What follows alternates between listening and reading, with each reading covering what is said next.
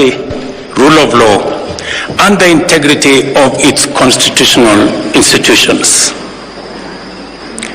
An otherwise legitimate expression of the fundamental rights and freedoms of assembly, demonstration, picketing, and petitioning of public authorities by a section of law-abiding citizens of the Republic of Kenya was infiltrated and hijacked by a group of organized criminals.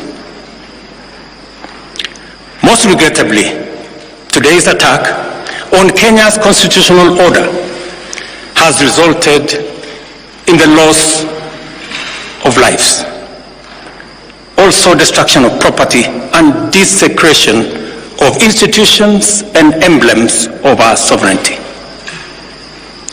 Today's events mark a critical turning point on how we respond to grave threats to our national security.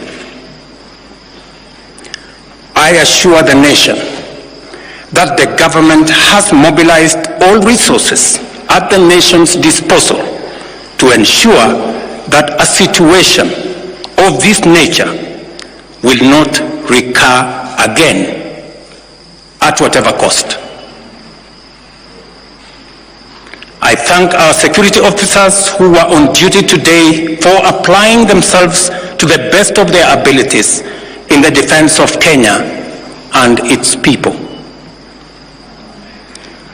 Accordingly, I have directed all the organs of our national security to deploy measures to thwart any attempt by dangerous criminals to undermine the security and stability of our country. As the people of Kenya go to bed tonight, I give you my assurance that your security, that of your families and property remains my utmost priority. To the young people of Kenya, who I must thank for helping our country organize our democratic discourse around issues, I thank you and assure you that the conversation you have begun around pertinent issues of our nation will continue to inform our policy and governance decisions.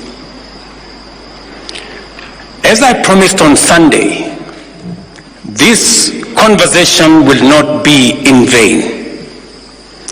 I will not only champion for the cause of issue-based, policy-oriented, and tribeless engagement on critical national issues, but also provide a framework for this conversation to be processed and its outcomes implemented.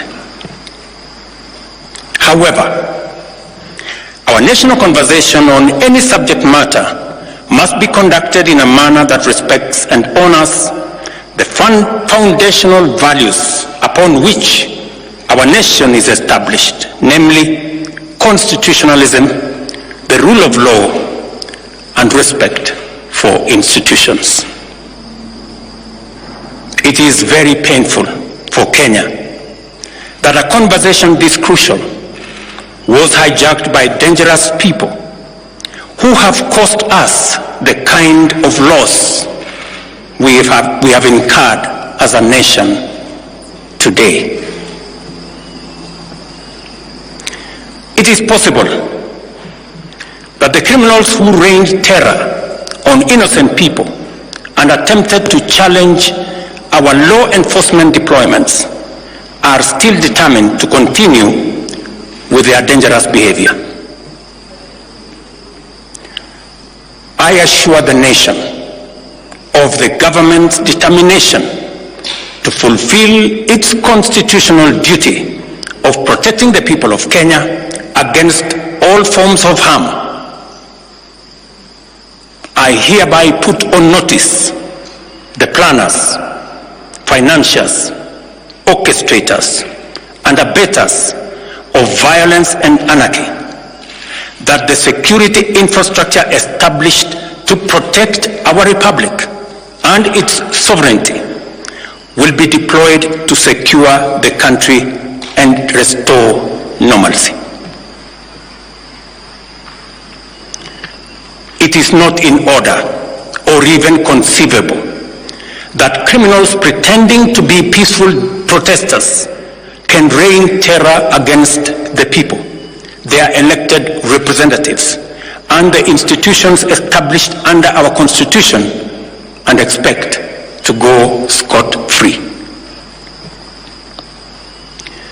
We must isolate crime from democratic expression and separate criminals from people exercising the freedom of expression and divergent opinion.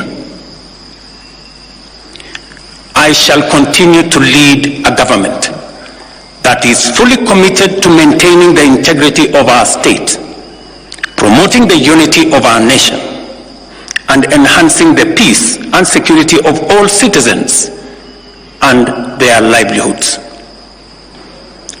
I am bound under sacred constitutional mandate to respect, uphold, and defend the Constitution of Kenya, which declares that all sovereign power belongs to the people, and that this power shall be exercised only in accordance with the Constitution.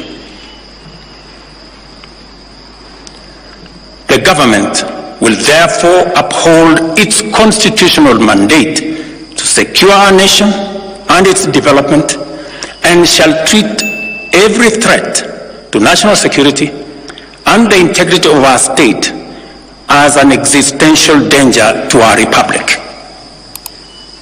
Accordingly, I assure Kenyans that we shall provide a full, effective, and expeditious response to today's treasonous events. Thank you.